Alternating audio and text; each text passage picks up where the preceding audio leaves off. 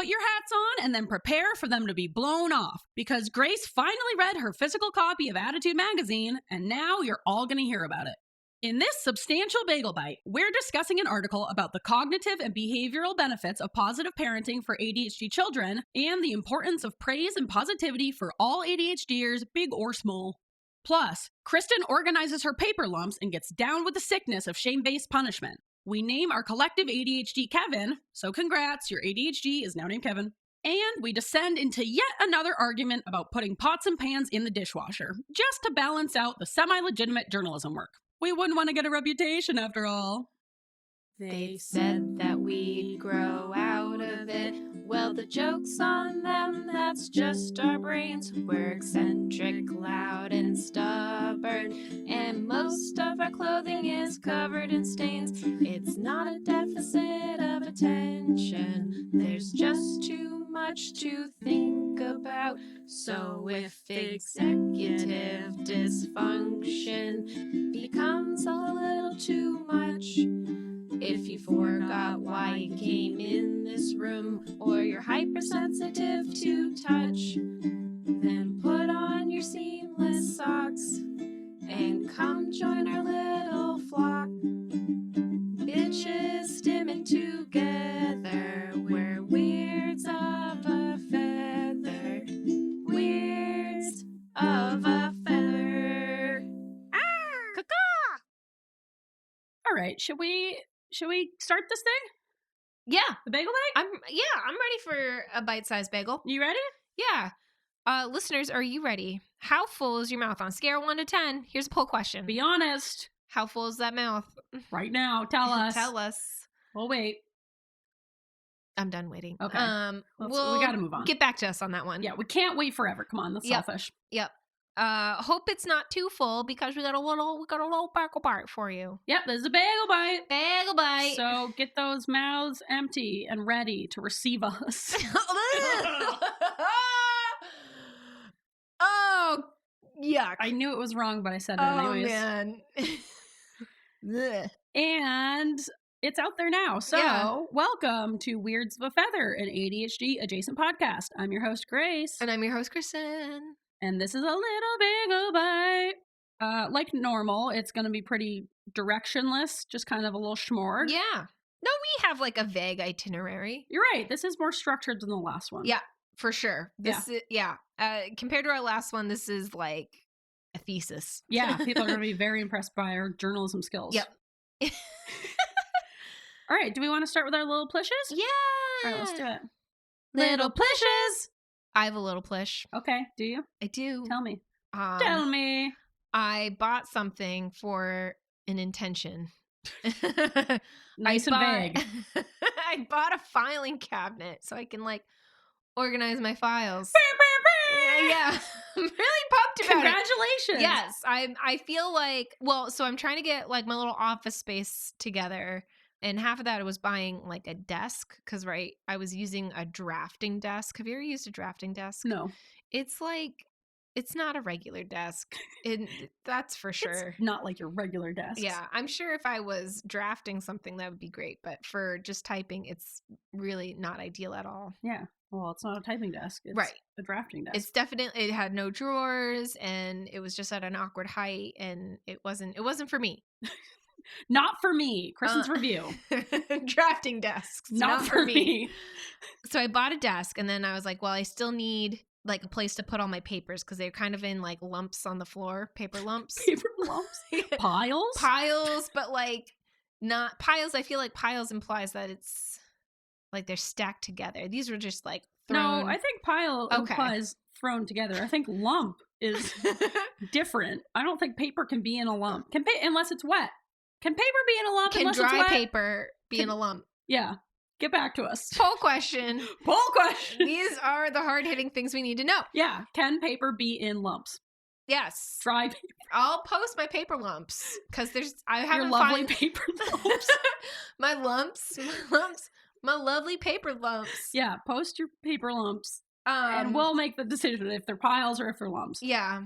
Because I still have my lumps, and Okay, and you want organized and I want lumps. organized. So I bought this filing cabinet, and I bought it off of Facebook Marketplace, and I thought I knew what the size of it was, but it's actually like a lot bigger than what I was expecting. And now it doesn't fit in the place that I was going to put it in, so now I have to rethink things. I bought it from an auto body shop that they were using to like organize their business, so probably a little bit too big for me. Just trying to like A single person. organize my tax documents. Yeah. You probably don't need an entire company's worth of filing I'll fill space. it up. I'm you know what? I'm gonna find some things to file. Paper lumps. Paper lumps. I got lumps that need filing. All right. Congratulations, I guess. So I'm excited, but it is a journey for sure. Yeah. Okay. You're on your way. I'll keep you updated. Okay. Yeah. Okay. Let us know how your organization journey is going. Yeah. Grace. Yes. What is your little push? My little push is I read an article in ADDitude magazine. Heck yeah. Like so the like physical magazine. Oh, that you I didn't just like go receive. online? That's what I do. No, and that's usually where I read articles, but I got a subscription to the physical magazine Nice. over a year ago. Yeah. So I think they come 4 times a year. It's kind of sporadic. Quarterly. Or maybe there's a schedule to it and I'm just unaware of it. But normally it comes and I don't. You wouldn't know otherwise. Yeah. Who am I to know? Normally it comes and I'm like, oh, ADDitude magazine. And then I just don't open it. Mm-hmm. And I just go online and read it. Yeah. But I opened it and read an article. Nice. A couple articles. Was it everything you could hope and dream of? It surpassed my wildest dreams and then some. Oh, wow. But really, exceeds expectations on its report card. 100%. You've heard it here, folks. ADDitude magazine. Is it worth it? I say yes. But actually, I don't know if it's worth it because this is I think, second time that I've actually like flipped through it. But I should do it more, and maybe I will, because I learned a few things, and I do have an article that I wanted to share today on this little bagel bite a little bit later. Turns out it's pretty interesting in there. I'm excited to learn about it. Yeah, so I'm excited to tell you. So Yeah. that's my little push, is that I actually read a magazine that I ordered. Nice. Yeah. Congratulations. Thank you. Yeah. Pretty proud of myself. Do you want to talk about the article, or do you want to talk about someone else first? What do you think? Well, per our agenda, we're supposed to talk about something else. Yeah. But wouldn't it be a nice transition? It would be. All right, I'll talk We're about... not known for our transitions here, though. No, so it might be off brand. It might confuse people if we had a smooth transition. If we had a smooth transition. They might be like, wait, wait a minute. Who is this? Who is this? Let's talk about this article. Okay. We're on the subject. All right. I've already talked about it. You've already you read it, and now you're going to talk about it here. Yep. You'll hear it here first, folks, unless you read it in the magazine. And then you'll hear it in the magazine first, and then you've heard it here second here. All right. You've heard it here second. Here is my article. What's it called? It's called Want Better Behavior? Praise Your Kids. Who's this by? By Miriam R. Sarshia, LMFT. What's that? Licensed medical family time. Sure. It's I don't know, something like a social worker maybe. Sure. Licensed something. But anyways, she says positive parenting helps kids with ADHD build better control and behavior. Begin with these strategies. Ooh. And I just thought they were really good strategies because they kind of go against against God. No. No. Well, they kind of do go against God because I feel like they go against this very like punishment based system that we have here in America and in a lot of places in the world where we're obsessed with like punishment. Mm-hmm. Even though punishment, as we all know, like does not actually improve behavior. It just like builds shame and makes people sneakier. You know, here's a fun fact. Cats don't understand punishment, according to Jackson Galaxy, cat expert.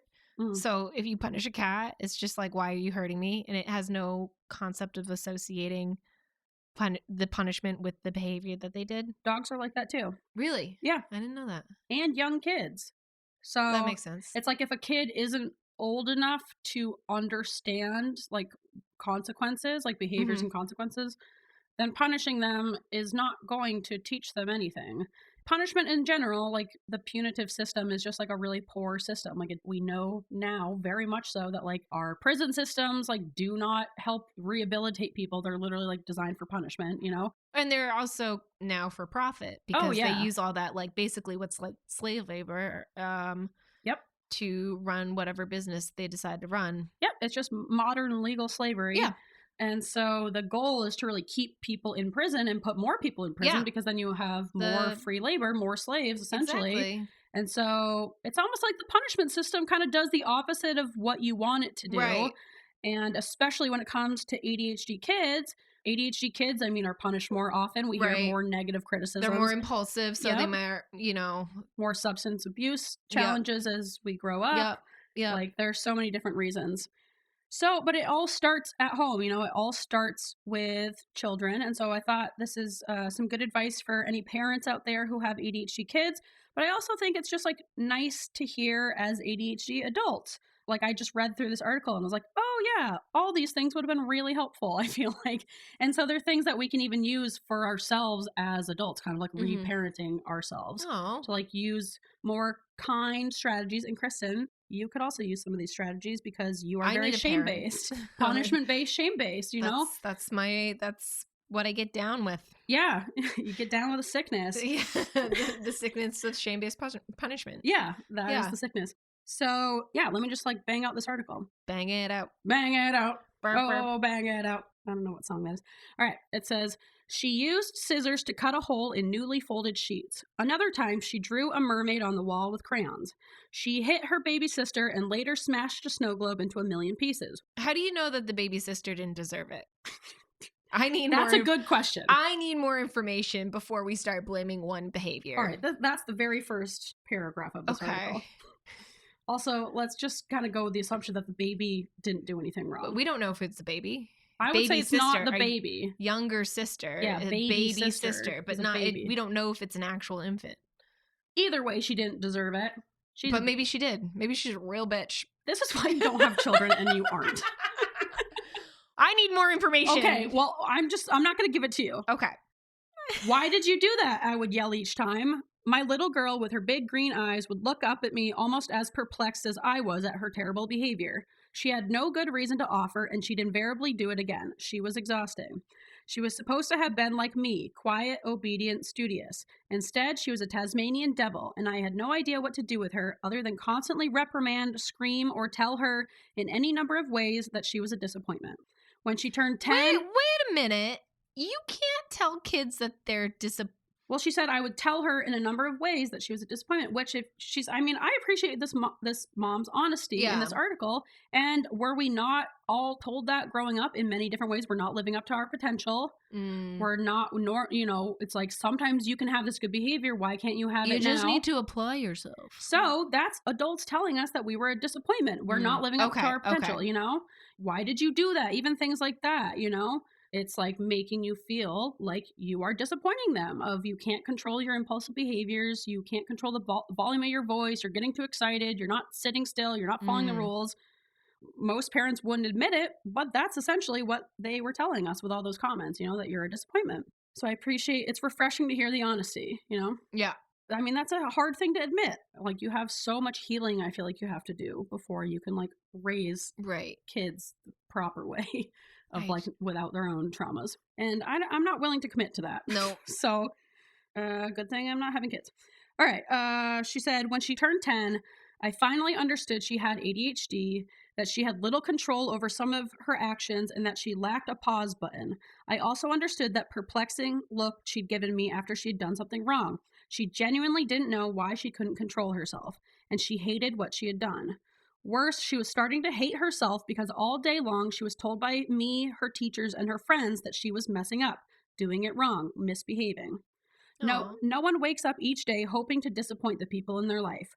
I remembered myself at her age. All I wanted was the love and praise of my parents. Their pride was like rocket fuel. My poor child was getting little of that no matter where she turned.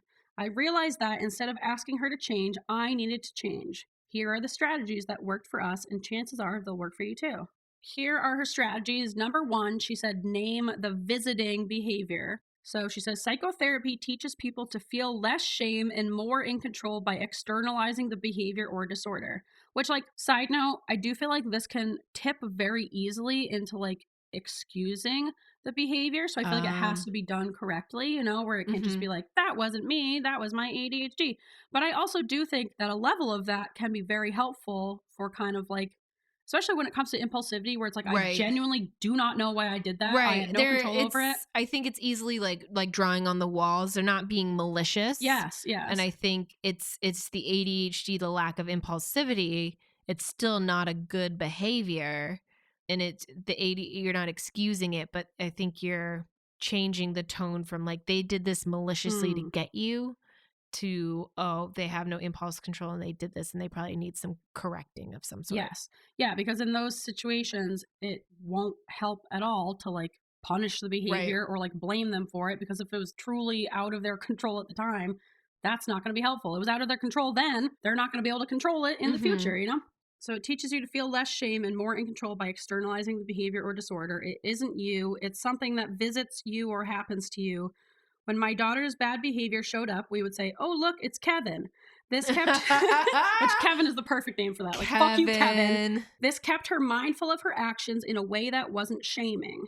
So I think that's a really important part of it. I think they went about it well, where it's like, Kevin is that behavior. It's externalizing the like naughty behaviors, the impulsive behaviors, but Kevin is still a part of you. So it's not like, oh, well, that wasn't me. It was Kevin. Kevin's always with me. Yeah. So I feel like it's a way to talk about Kevin and talk about the action without it feeling so personal and shameful. Right. She said, 2, smother her with love. Children with ADHD need unconditional love all day long, even more than most, because they are constantly questioning their worth. After my daughter had done something wrong, I'd wrap her in my arms and say, oh dear, I see what you've done and I love you all the same. Feeling and sharing love instead of frustration made me feel better, and it made her feel less shame over something she couldn't control. These are going to make me cry. I know. I want to be wrapped in a hug. I know. I see what you've done and I love you all the same. Like, imagine being told that after you like made a mistake as a child. Even today, if someone were to told me that. Oh. Well, maybe you and Christopher can start saying that to each other. But that would require you to say it to him. Yeah, that's the problem. Yeah, I don't see that I'm the problem. It's me. Hi.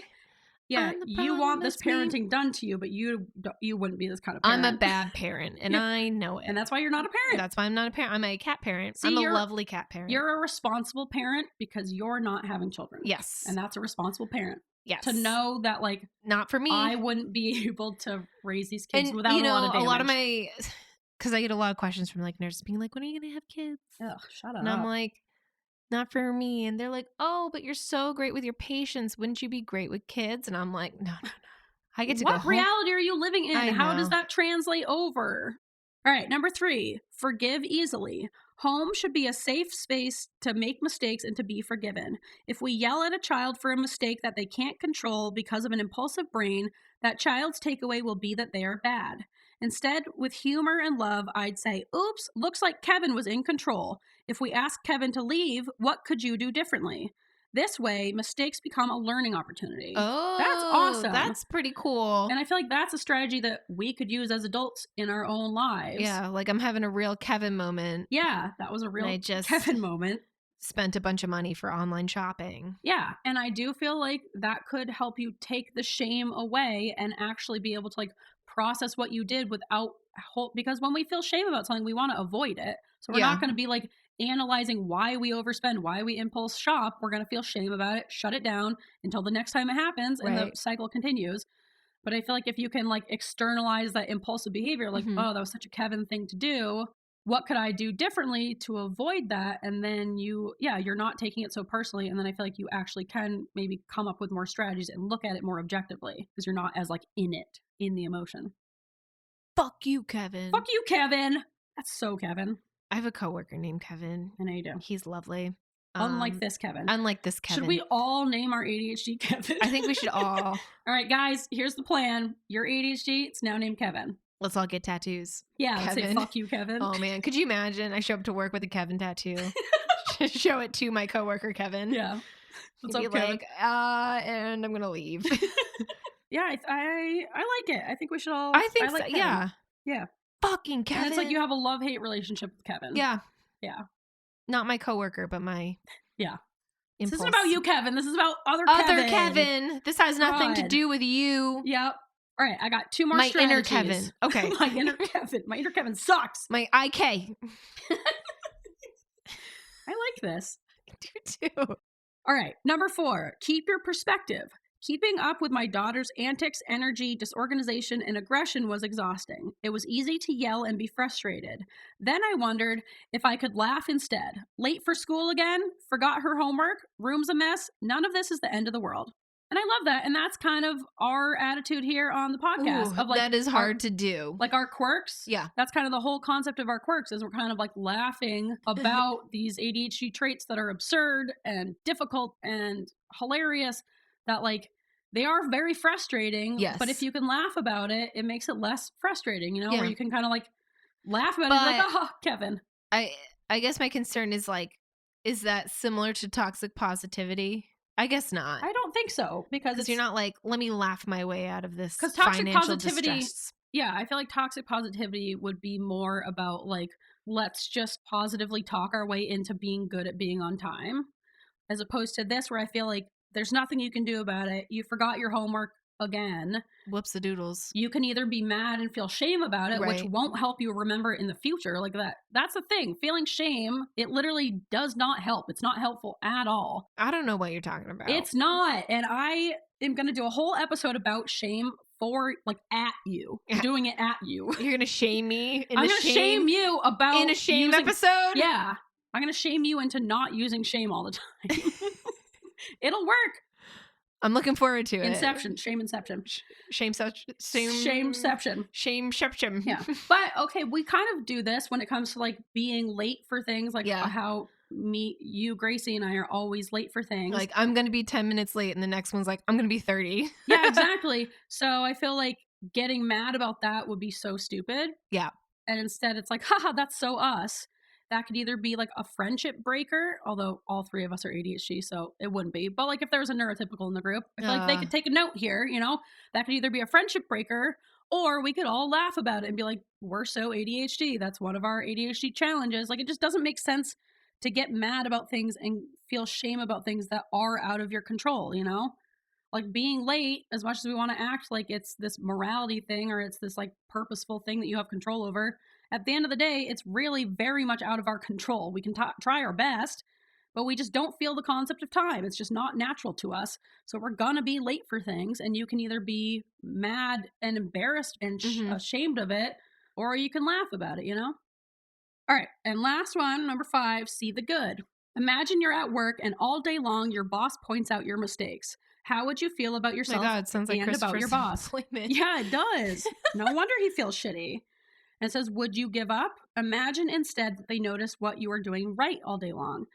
And they tell you where how are the wonderful. Managers? This is like being a good manager 101. Yeah, it's like the basics. But you have to uplift your coworkers. Grace, you're doing a good job. Thanks, Kristin. You're doing okay. Okay. I feel ashamed. Room for improvement. Good. I know the shame fuels you. It says, yeah, imagine instead they notice what you were doing right all day long and they tell you how wonderful you are. It would feel great and it would inspire you to try to be wonderful tomorrow. When you praise your child, it creates dopamine, a neurotransmitter that helps to better control behavior. ADHD brains have low levels of dopamine, which contributes to ADHD symptoms. I spent many years undoing the harm my earlier frustration and disappointment caused my daughter by slathering her with unconditional love, humor, and praise. She is 25 now, graduated second in her college class. Holy shit. And is a kind soul who can advocate and care for herself, and she likes herself too. Also, LMFT is licensed marriage and family therapist. Oh. So that makes sense. So she's legit. Yep. And she is the author of children's books, including her latest, My Whirling Twirling Motor, which sounds like a really good ADHD book. Wait a minute. All right. I want to read this book. Miriam, I should get this woman on Tracy's podcast. Mm-hmm. You definitely should. Right? I like this. Yeah. Yeah. And so I just thought that was a really great article with a lot of like really, really great, positive, helpful tips that like, it does take a lot of inner work and like restructuring, I feel like, to apply these because we are so punishment based. And as ADHDers, we've kind of been like punished and shamed into or if you have religious trauma, where it's like you're born with, or certain religions, Catholicism. You have the belief that you're born a sinner, fresh out of the womb. Yeah. So what does that do to the human psyche? Right. And then that alone is just traumatizing. So to like unlearn that and be like, well, maybe I wasn't born with sin, and maybe I'm not like inherently a bad person. Yeah, absolutely. And I think it's important for us to all kind of look at that in ourselves and look at how much we do use shame to get ourselves to do things and to get ourselves to like correct behaviors, quote unquote. And really, we do have to think about the psychology of positive emotion. You know, positive emotion is everything for us. It's like the make it or break it. And yet we are so shame based, you know? We are so shame based. Whereas if we get praised for something, we're like fucking over the moon. Christopher, if you tell him, the thing is, I wish his manager would understand that if you just tell him he's doing one little thing good, he will work to the bone for you as a person. Yes. But if you keep picking out all these little things, like he's obviously like, man, I don't want to be here anymore, which I get.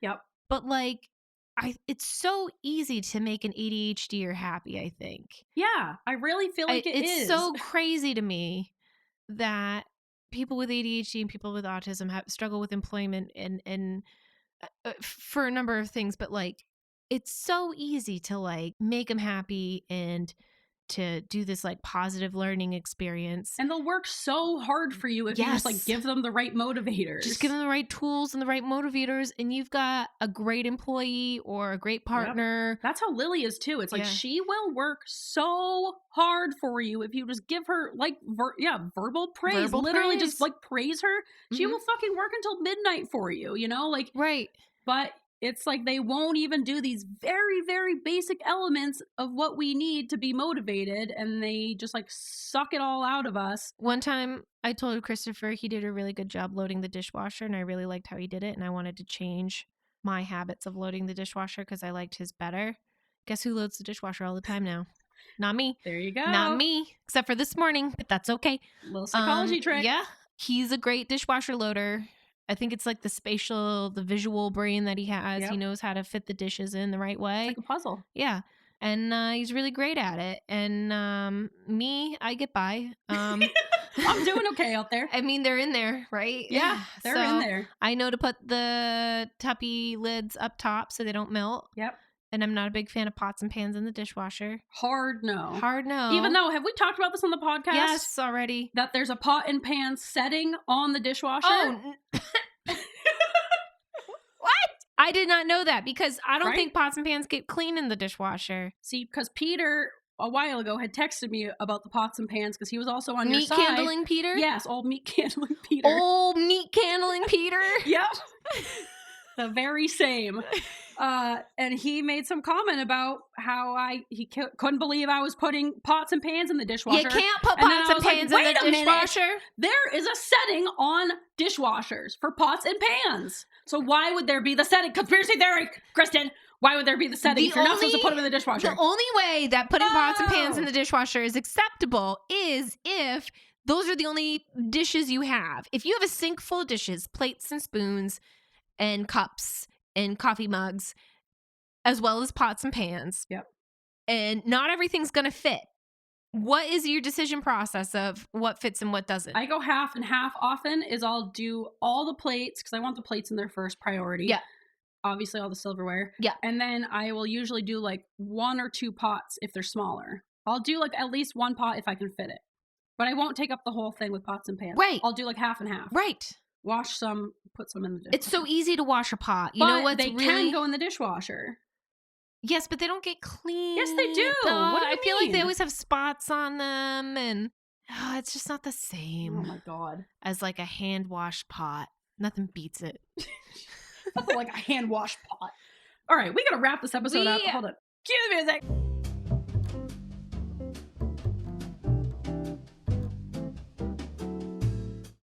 Meet Candle and Peter. Meet Candle and Peter. Meet Candle and Peter. He's candling the meat. That should be Peter. Sorry, I didn't realize you had a whole theme song. But that should be the theme song we play when we can finally get Peter on this goddamn podcast. Oh, we're changing the intro. About meet candling Peter. Meet candling Peter. Peter, you got to get on the podcast. Meet Kendall and Peter.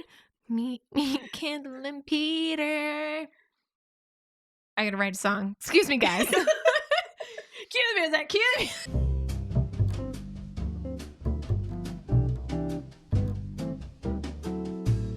All right, Oh we're my back. goodness. We're back. And we're back to wrap it up Yeah. because it's time to wrap it up. Time to wrap it up. Wrapping it up. But first, some more talking Yeah. before we wrap it up. you can find us at Weirds of Feather on Instagram, and you can find us on our Facebook group. We are kind of on TikTok. And you can also send a coffee our way at goandbuymeacoffee.com. That's not it at all. It's ko-fi.com/weirds of a feather. That's so close. You were not at all. I You got had coffee in the there. concept down. You had the confidence. That's for sure. And that's it. Rate, review, and subscribe, and blah, blah, blah. And with that, let's squawk it out, because that's the end of this Bagel Bite. Okay. This has been a Bagel Bite. Bagel Bite. Hope you're a little bit full. But not too full. Yep. And we'll see you next week. Bye!